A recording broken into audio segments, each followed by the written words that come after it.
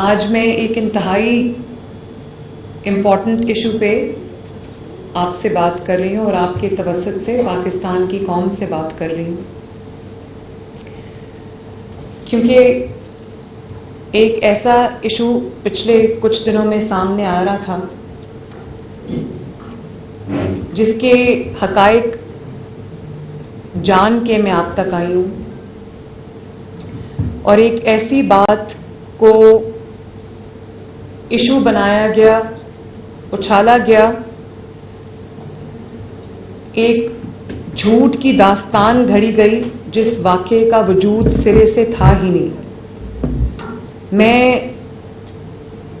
پہلے تو ہم یہ کوشش کرتے رہے کہ ہم واقعے کی گہرائی تک جائیں، اس کی ڈیٹیلز تک جائیں، اس کی مائنیوٹسٹ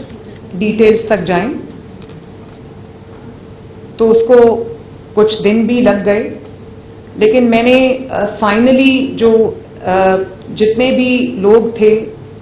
جن کے اوپر الزامات تھے، میں نے جو انویسٹیگیشن کمیٹی تھی اس کا فائنل جو اجلاس ہے وہ میں نے ابھی خود اٹینڈ کیا ہے، اور وہ میں نے چیئر کیا ہے، اور میں تمام حقائق آپ سب کے سامنے رکھنا چاہتی ہوں۔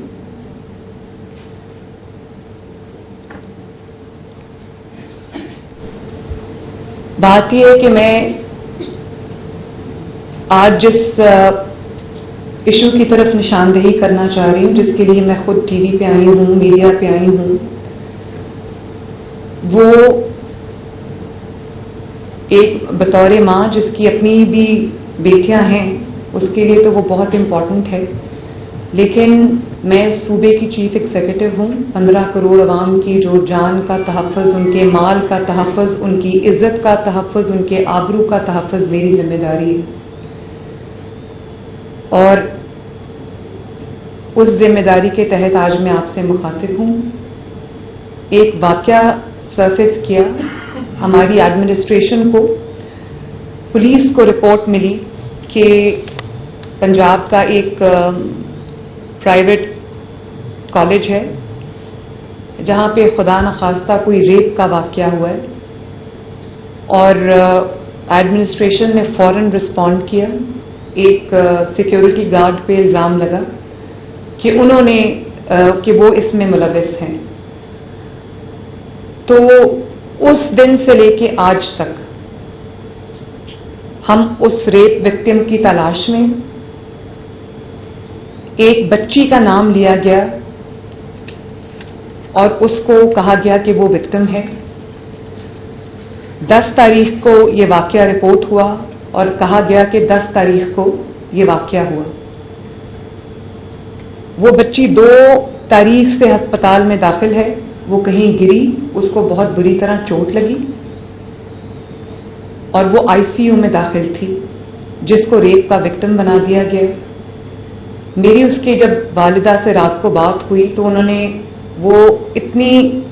بری حالت میں تھی، صدمے کی حالت میں تھی، ان کی اپنی کوئی سرجری ہوئی تھی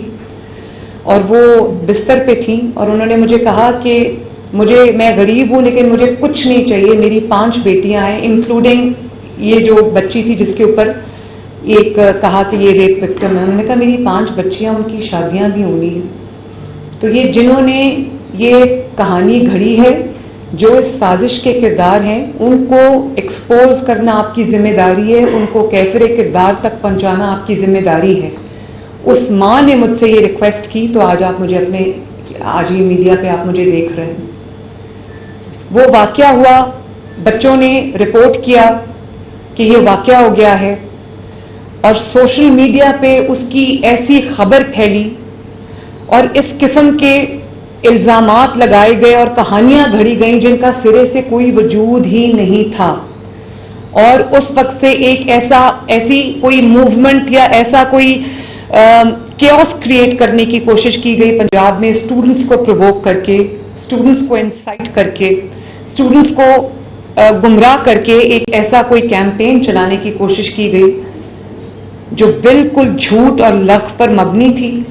تو مجھے اب اس نتیجے پہ میں پہنچی ہوں کہ بار بار یہ جو پروٹیسٹ کی کالز دی جاتی ہیں، جلسوں کی کالز دی جاتی ہیں، گھیراؤ جلاؤ انتشار کی کالز دی جاتی ہیں، ان کی ناکامی کے بعد اب ایک بہت ہی گھٹیا اور بہت ہی खतरनाक तरीन मंसूबा इन्होंने बनाया और उन्होंने ये उस वक्त में, ऐसे वक्त में जिसमें SCO होने जा रही है,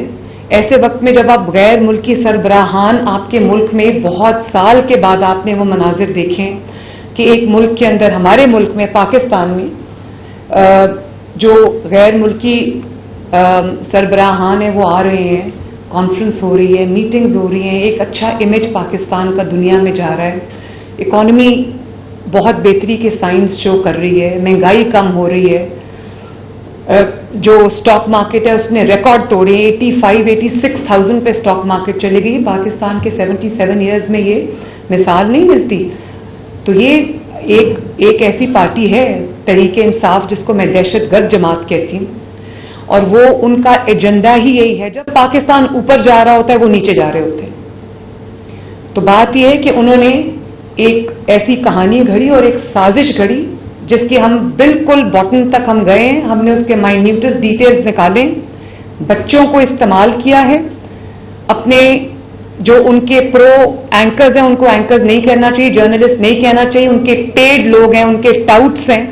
उनसे उन्होंने ट्वीट्स कराई, उनसे उन्होंने वीलॉग्स कराए, उनसे उन्होंने वीडियोस बनवाई। और मैं एक बच्ची की आपको मिसाल देना चाहती हूँ जिसको बुनियाद बनाकर आई विटनेस बना के पेश किया गया। ये वो बच्ची मेरे साथ बैठी है, इसका नाम महानूर है, और इसने मुझे कहा, अभी मैंने खुद आपके सामने आने से पहले मैंने खुद इसको इंटरव्यू किया ताकि मैं देख लूं, एसरटेन कर लूं फैक्ट्स, कि कोई ऐसी चीज ना हो कि मेरी वजह से किसी के ऊपर के नाहक किसी के साथ ज्यादती हुई। तो इन्होंने जो मीडिया पे कहा, वो जो वीडियो मैंने देखी, इन्होंने कहा कि बच्ची की आवाजें सुनी हमने, उसको बेसमेंट में ले जाया गया, उसकी हमने आवाजें सुनी और वो दरवाजे लॉक कर लिए गए, और उसके बाद रेस्क्यू 1122 वहां पर आया। रेस्क्यू 1122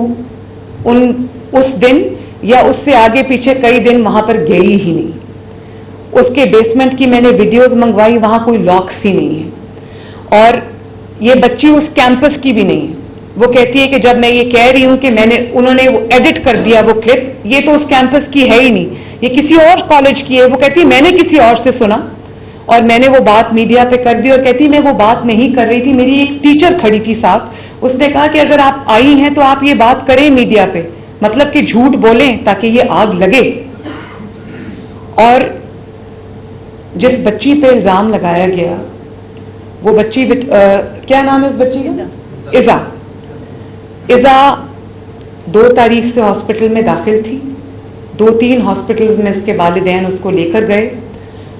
और उसके बाद वो स्पाइन हॉस्पिटल में भी गई, क्योंकि जब वो गिरी है तो उसकी कमर में चोट लगी है, उसकी रीढ़ की हड्डी में चोट लगी थी, तो वो उसको लेकर गए। वो बच्ची जिस दिन ये वाकया हुआ है, रिपोर्ट हुआ है, जो झूठा वाकया, उसका कोई तफसील नहीं है, वो बच्ची उस दिन वो कॉलेज में थी ही नहीं। और जिस गार्ड पे इल्जाम लगा, उसको पुलिस ने फौरन अपनी कस्टडी में ले लिया, क्योंकि बच्चे एक बात कर रहे थे। वो उस दिन छुट्टी पे चला गया, 4-5 दिन की उसकी छुट्टी थी, उसको सरगोदा से गिरफ्तार करके लेके आए और इन्वेस्टिगेशन के लिए उसको जो है कस्टडी में ले लिया।